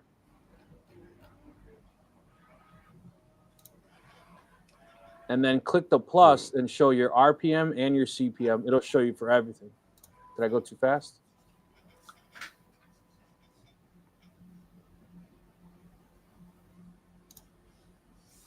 So that's how I was looking at it. And I'm telling you, like, not all my content pays the same. So when you're looking at, if you were to try to basically make the money, you could literally see, well, this type of content is paying $50, and this type of content, like I said, the longer nano only paid me like 81 cents, but the pump and dump was, what is it? $56.55. So if I wanted to make, I could make more that type of content, to, make more money through the algorithm. So you could do the same thing if you're noticing you're making certain type of content. So even though it's kind of the same, whatever reason, maybe because someone wants to advertise bits on that video, or they want to advertise lenses for the laser or some kind of blanks, it's the market who's bringing it. It's the auction. Yeah. But I like looking at it in that analytic view, so I can see all my videos. Yeah. I know. I like that idea. I think that makes a lot of sense. And maybe there's one that's weighting it down. I don't know. Right. Or just start making more content that you see that has a real high number.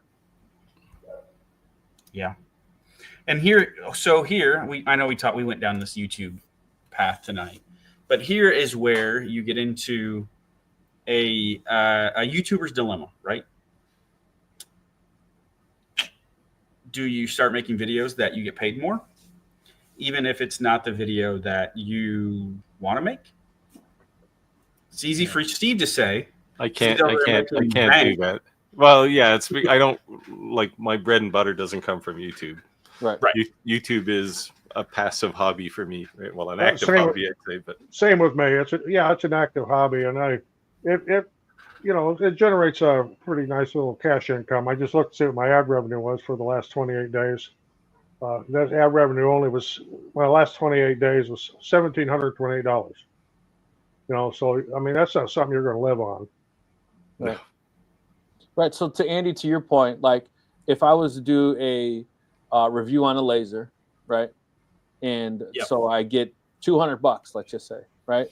But on that same exact laser, if I just made a challenge coin and I got 1 million views, I make more money on it seems like I get more views sometimes on making something and more retention on making something than on the review of the item itself. And that's why I add timestamps, because then I see my retention go up. Because then if at least something they don't want to see, like Steve says, Rick, why do you do the unboxing portion, right? So let's just say I don't want to see that. At least then if I put the timestamp, they can just click past it. Because if I didn't put the timestamp, they may just, Yeah, I tend lately, over probably the last 6 months, I've been putting chapters back in. Yep. That helps me a lot.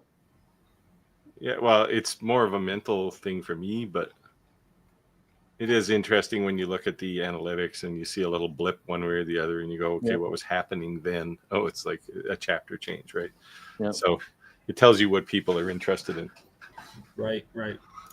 Yeah, it's just really interesting. And so that's the dilemma, right? Like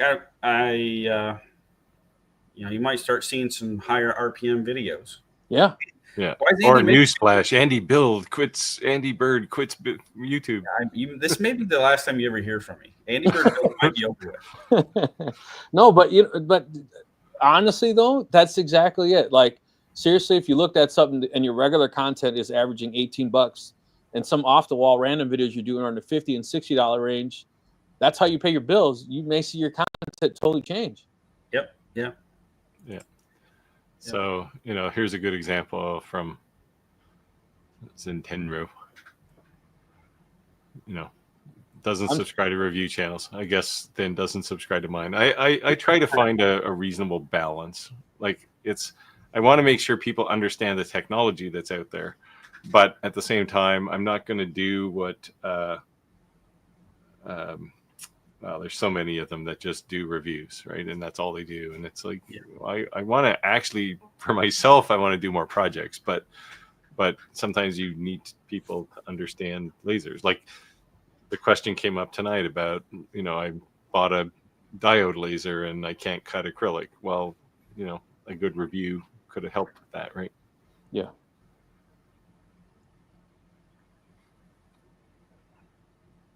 No, 100%. The other thing is I think like with review videos, you think about. I know advertisers think about the intent of the viewer. When they're coming to look at a review video, they're most likely there's a large percentage of them in the market to buy. Yep. So they're a warmer customer. So advertisers are willing to pay more. At that point, right, to get in front of them. But yeah, it's just really interesting. It's wild. Like, so have you guys heard of Time to Make Something? Yes. So he literally goes on YouTube and was crying, like literally crying. I'm losing my business. Things aren't going good, like venting, right? But like losing it on, and going through his growing pains on YouTube of a cash flow issues, problems. He's trying to expand his business. So sometimes that, whatever. But then today or a couple days ago, he posted a video that said he's like over $8 million. And I'm like, I'd love to have your problems. So when you're saying when you're literally in tears, like you're having cash flow problems, you make $8 million this year. Like we have a different mentality what a cash flow problem is. You know what I mean? Well, he could have blipped from 8.1 down to 8. You don't know. Right, but what up? $8 million. Next time you cry on YouTube, I'm gonna give you hate. I find the best way to survive YouTube is to not pay a whole lot of attention to what other YouTubers are doing, right? Like on a revenue perspective, right? It's like, I'm not going to be Mr. Beast. I don't want to be Mr. Beast. I'm happy to do what I do, and hopefully I help people. That's all I care about. So, but like, look at Matthew Peach. You know Matthew? Yeah. He actually even said he was interested in joining one of our lives. All his content, when you watch his early content, it was like on tools and certain tools, and now all his content is just based on projects, right? Yeah. And I asked him one time, like, don't you have a laser? And what's cool about him is that he has like badass tools, right? Because he is a woodworker. But his YouTube channel, he doesn't always pull out these flashy tools because not everyone can afford that. Right. Yeah.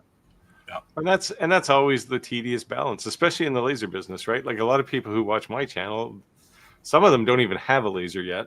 Some of them have like an entry level laser, and then you pitch like a $5,000 laser at them, and they go, "Wow, geez, this is out of my realm." But and you have to be sensitive to that for sure. But at the same time, it lets people know what's out there, because if they actually do want to turn their side hustle into a business, then you need different equipment, right? You can't make it as a maker with $100 diode laser, right? It's just not going to happen. Right. Yeah. And that's one of the reasons why I've got a lot of dominoes had to fall to have the space, but I have the Shapeoko in the shop now because the Avid, isn't relatable to the average person, and I completely get that. So most of my stuff is going to be done on the Shapeoko now. Some bigger, like everything that fits on the Shapeoko is going to be done on the Shapeoko. If it doesn't fit, then we'll use the Avid, obviously. Right. That's cool. Yeah, so I think I think I'm home by the end of this week. I figure out I think I'm down to 2 different selections, and I could have had a CST. Yeah, I could have had the smaller one. The Onefinity. Yeah, but I didn't want it. Yeah.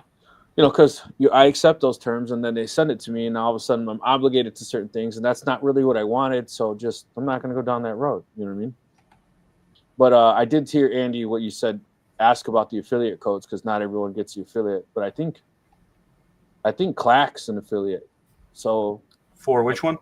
For the are you? That's the Shapeoko. Yeah. Are you an affiliate too, Steve? Not for Shapeoko. Yeah, because I heard that's hard to get, but Clack has it. So if worst case scenario, I'll use his.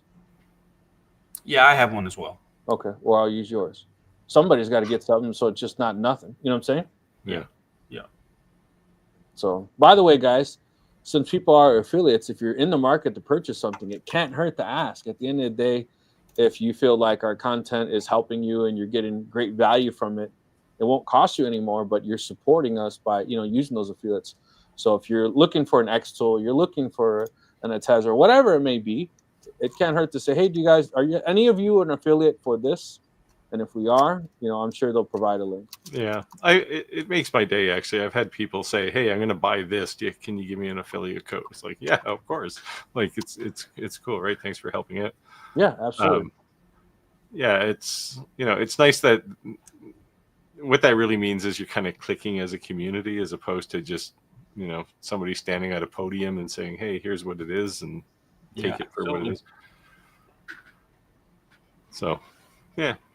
And really, that's, again, all I really care about is like the community aspect, right? It's like likes I like getting them. I like subscribers, but if I can help someone, that's all that's why I'm there, right? I gotta laugh at this next comment. It's first he said, do you guys do reviews occasionally? Obviously, he doesn't watch any of our channels. They asked that. And then the next comment was, I watch Aurora Tech channel, no offense, but she makes better reviews than any of you guys. I've watched that channel before, and I am tempted to think those are paid reviews. And we've all been offered money to do reviews. And I always turn them down. You want me to do a review of a certain product, and you supply the product, fine. No, you don't get to see it ahead of time. No, I'm not going to sign a contract. No, I don't want any money for doing it. It's going to be honest and unbiased. I say yes to the last one, but no to all the rest. I say pay me, but I'm going to give you my honest opinion. So for a straight up review, I generally won't take money because that forces me to be biased. But I have done partnership things. I've done things with Xtool where it's like, I'll use your laser. You can pay me for that, but I'm making my project my way, and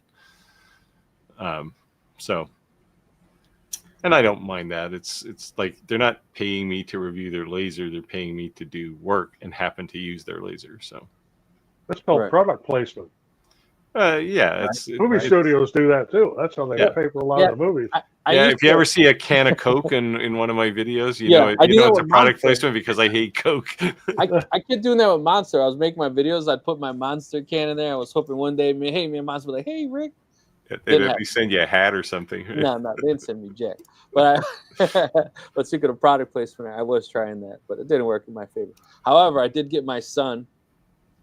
Some people they'll say we got this. I don't know why this is staying up, but my son, we're doing a video on repairing my bathroom, and I said, Ricky, can we do this? And he says, we got this. And I got a message on Facebook from Nike saying, hey, whatever. And I said, I don't believe it. There's so many fake accounts saying you work for Nike, whatever. If you send me an email from @nike.com, I'll believe you. And I got an email. And it was because he said, we got this. So, so my son reviews their shoes, which is kind of crazy. Yeah. Does he make more money than you yet? Because then your 15 years becomes nothing, right? Well, you it's can kind of retire. funny. He can look after you. It's kind of funny because Columbia, the clothesline, they just reached out to me too, and they want both of us to do the reviews. So we'll see what happens with that one. I just started. Jeez, we're gonna see you in a commercial on the news some night. Yeah. So the idea with Nike is Nike will send you shoes, and they're for kids, and they want you to see, are they comfortable? Do they wear? Can they put them on by himself? Does he like them? Does he think they're ugly? Does he think they're cool? They ask you like a real kid's opinion. Yeah. And then when you answer all their questionnaires and then send it back, they have to receive the shoes back. Then they pay you, but they won't pay you until they receive the shoes. Huh. Because I guess they're probably checking for wear and stuff on them, right? No, because you can sell an unreleased version of a shoe. Oh, that's true. Yeah. Sneakerheads are all about shoes that never come out. Jeez, right? maybe I could sell some unreleased lasers. There you go. You got a market for 5-watt lasers. I've had a few unreleased lasers in my shop. Yeah. I don't mind. Sometimes I get to help companies too. So yeah, I think we stirred up some coals under Andy. Yeah, he's just agitated there now. He's just keep seeing like this fume. It's like this. He's got a dark aura. My complexion's probably changed because I'm keeping it inside. But the demons are coming out. My poor wife, she's gonna get an earful in about 7 minutes. On why she doesn't make better videos? No. Sometimes 7 minutes is all you need. What's that? I said sometimes 7 minutes is all you need. Hey. But anyways, with all this talk, I am very fortunate to be able to do what I do, and I'm not hurting. I'm not desperate for much scraping by. As he sits in front of like a giant laser in behind him there. Yeah. You might see this sold if my RPM doesn't go up. Yeah, big for sale sign on the back. Hey, guess what? He's got 1,000 RPM, and he's hit it with a baseball bat. Yeah, if you want to go viral, just take it out in the yard and beat it with a hammer. Yeah, no, you don't want to go viral. RPM, they're paying me a penny for that. Yeah. But no, seriously, I am very blessed to be able to do what I do, and it wouldn't be possible without so many people's support. Regardless what YouTube's RPM is or whatever it is, regardless of that, I look at viewers like they're real people watching the video, and that's truly what matters. I mean, it is disturbing when I hear other people getting 4x for a view that I'm getting. I mean, I think anybody would be a little disturbed about that, but. I don't know if I don't know if you should be disturbed because the algorithm does some weird things sometimes. So it's just. I think I'm gonna live. I will live a shorter life because I've decided to be a YouTuber. Maybe it's because you don't do any reviews. Yeah, and just YouTube probably has some. It's probably some conspiracy. I'll start this conspiracy that YouTube only pays you more if you do reviews. There you go. Every laser company, send me a laser and I'll review it. Oh, jeez. Be careful what you ask for. I'm going to take a picture of my inbox tomorrow morning. Like a UPS truck, a tractor trailer unloading in your yard. $8,000. Yeah. No, jokes aside, thank you all for your support. And I hope you find value more than $4.50. I do. But you cherish that. You cherish every penny. Yeah, I do. Literally, I have a family of 4, and it puts food on our table. Yeah. $4. Kraft. You don't have Kraft dinner. Kraft mac and cheese. Kraft mac and cheese. But it is interesting. Like, even if you think about, I know we're going to wrap up here, but if you think about like what YouTube is paying for one view, right? Like, even take your high number. You have to divide your $18 number or whatever it is by 1,000, and that's how much you're getting paid per view. Yeah, it's fractions of a penny. Fractions of a penny. Yeah. And to the point of what you're saying as well. So you have all these kids now. You're asking what they want to do for a living. What they want to go for college for, and they're like, "I want to be an influencer. I want to be a YouTuber." They don't realize like There's money to be made. I'm not saying that, but go to college, okay?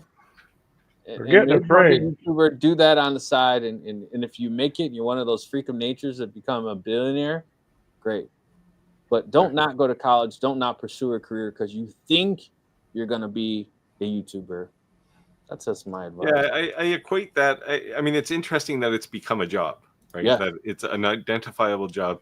But I would equate it to like professional athletes, right? Like how many people have put their kid in baseball or hockey or something, saying, "Oh, he's going to be a star," only to realize that like 0.01% of people actually who play a sport make it to professional level, right? Yeah, and I got a feeling it's going to be the same with content as well.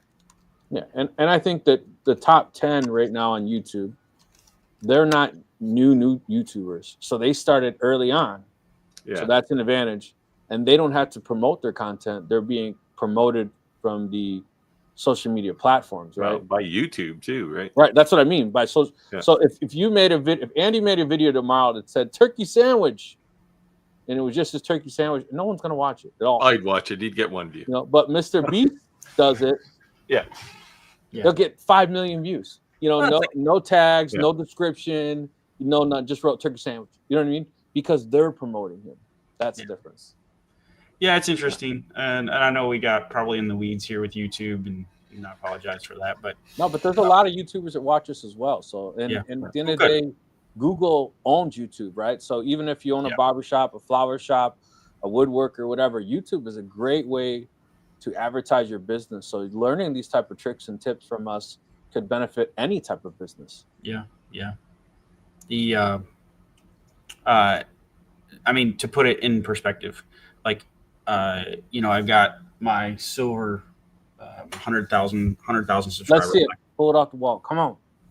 Let's give you a little shine here. You don't get paid anything for this, by the way, but I do have this forever. My grandkids are going to pull this out of the attic one day, and they're going to be like, "Grandpa was a YouTuber?"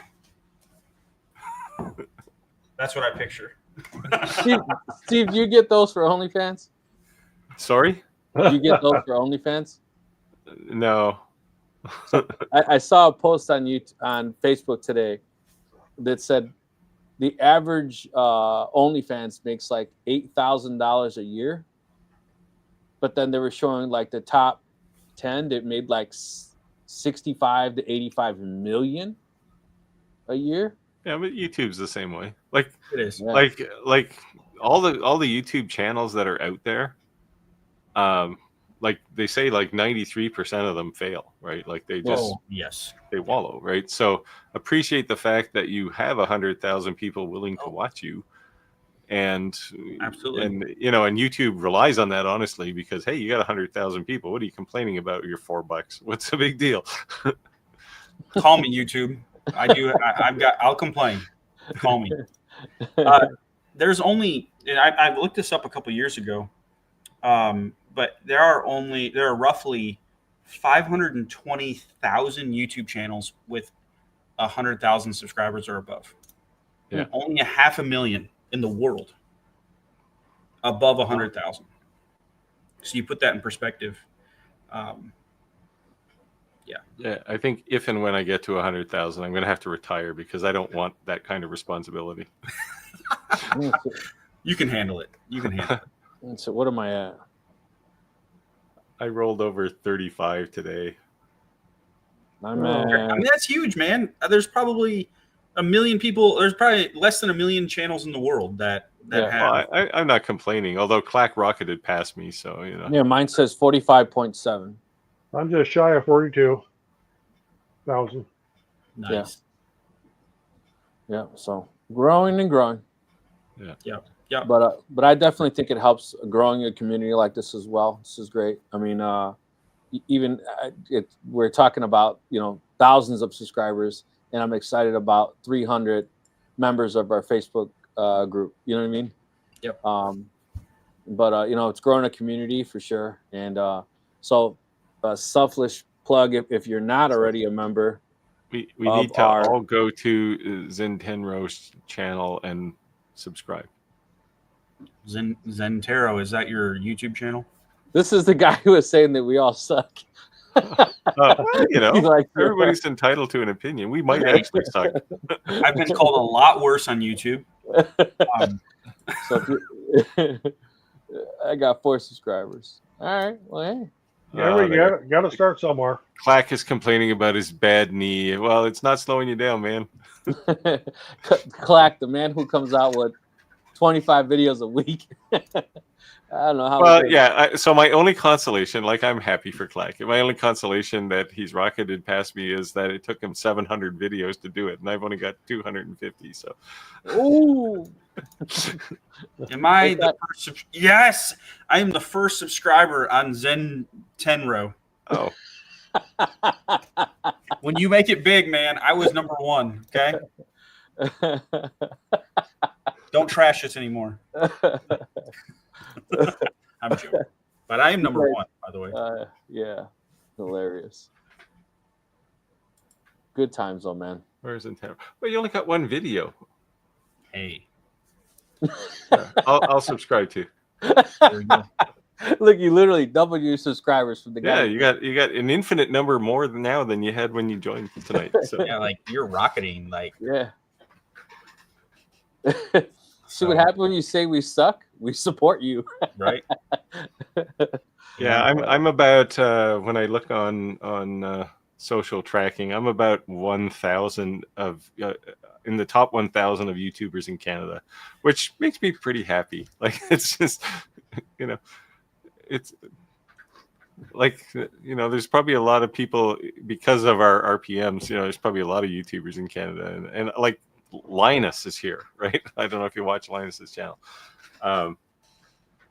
So he's got 4 million subscribers or something, 5 million subscribers. Hey, Andy, my wife's French Canadian, so I think we need to get like a post office box in Canada and change our channels to Canada. You can just send it to my place, and I mean, you may not get any checks; they'll all get deposited. But we're getting direct deposit, baby. What you talking about? Steve's gonna give me an allowance every month.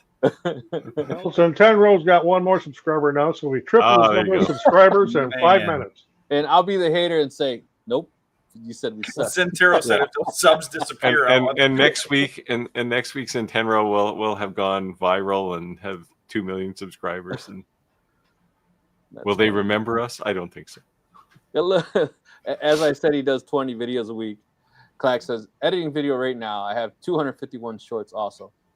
So that's one thing that I think matters too is do more shorts, right? Like I'm actually the tool you use for generating shorts automatically. I think I'm going to subscribe to that and just pull out some pieces. Use my affiliate link, Steve. What's that? I said use my affiliate link, Steve. No, the reason. Well, send me a link. I'll use it. I'll send it. The reason I like it is because it actually gives you a score. Yeah. So it'll tell you. Yes. Yeah. You use Opus too, right? Yeah. Yeah. So I like it. Because there's a lot of stuff short stuff I'd like to publish on Instagram or Facebook. And what's cool is that YouTube now does 3-minute shorts. Yeah. And YouTube just made it so you can edit the thumbnail on shorts. So some of my shorts that look like I honestly think they'd get more views, but the thumbnail sucks. Like, why did it choose that? But you can only do that on a mobile, right? Not desktop. No, you can do it on. I think you can do it on the desktop now too, as of today. I tried. I got an email 3 days ago that said it. Okay, I tried on Monday on desktop and it wouldn't let me. Okay, yeah, I think it literally just came out this week. I think. Yeah, this week today. Sure. It might have been today. Yeah, I got the email. I just haven't tried it yet. Yeah, what it was doing to pick your thumbnail for a short was it was going to the middle of the video and picking a frame out of the middle. Yeah. So if it happened to be you going, that's what you got, right? Yeah. Sometimes I'm like, damn it, man, 51 views on the video. I'm like, it's good. But it's, exactly a stupid point. But the other thing that I like is like for our lives, for instance, I take 5 shorts from each one of our lives, but I link the short to the full length video. Yeah. Yeah. And that's what you want, right? I notice we don't get any restitution for that. So If you saw our RPMs, trust me, it's not even paying off the $1,000 a month for streaming. I found an opportunity. I thought I'd take it. No, I won't do that with our live streams necessarily, but there's things I want to do to like make shorts to subscribe to or push things back into the channel. Yeah. Look, Centenro, you got all kinds of subscribers now. All right, now I guess we are influencers. That's cool. Now make us a video so we can watch it. Yes. Well, there's one there. I take this responsibility very seriously. What the heck? Well, you better make some kind of an award coin. Actually, I'm gonna do a video on coin making. So I did a bit of a deal with one of the AI generators, depth map generators. So Hey, I'm gonna put it all together and make a coin. Have you reached out to that supplier yet for the coin blanks? No, I really have to. Yeah. He's supposed to send me. I basically have about half of what he has in the store. That's the guy in the UK? Yeah. He's supposed to send me the rest. One of the things I was telling him was like he sells brass knuckles. I'm like, dude, like some places brass knuckles are illegal. Yeah, they're illegal here. They are? Yeah. Well, they are in Illinois too. No, they're not. They're illegal. No, sorry, illegal. Yes, illegal here. They're illegal in Illinois. Yeah, I hit somebody once. The whole country, it's illegal here. I hit somebody once with a pair of brass knuckles, and I saw their face get like rolled back, like the skin, like a can opener. Yeah. Yeah, you gotta be careful. We got a police officer on the stream tonight. I was a minor. That was a long time ago. The statutory limitations. Oh, look, see, They're flying. All right, guys. Looks like we're at 8:41, so we're past. We're way over. Way over, but get some sleep. I have to do some videos to keep up with Clack. But it's good discussion to see the difference in RPM and CPM. So you can see if you're starting out a channel and you may be discouraged on what you're seeing and the rate you're seeing. Understand that it's based on the content, and if you're seeing obviously someone larger with falling like Andy with scoring 10, just stay motivated, and stay dedicated to the grind. It'll pay off in the end. Maybe. Okay, this is hilarious, actually. Okay, well, this guy's got to get going here, so I'll see everybody here next week. Yeah. Take care. All right, we'll see y'all. Thank you for being here. Thanks. Bye. Yeah, I think you burned Andy up. Maybe. See you, man. He's heated. Yeah. See ya.